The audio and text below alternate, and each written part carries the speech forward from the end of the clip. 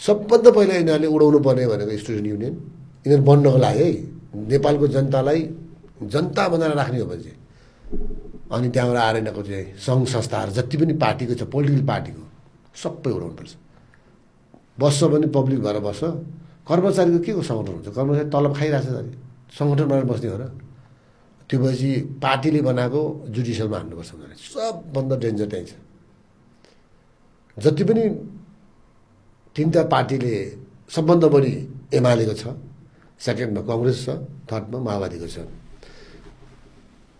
न्यायपालिकामा हान्न सकेन भने खैरत छैन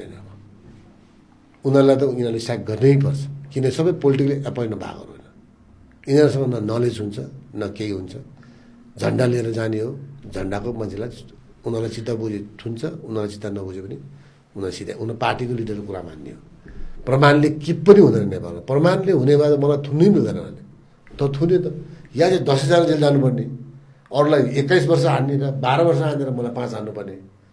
या चाहिँ सबैलाई छोड्नुपर्ने थियो म परे उनीहरूको एन्टीमा उनीहरू पर्यो सबै पोलिटिकल पार्टीको केटाहरू पर्थ्यो हो एकदम ठुलो नेपालमा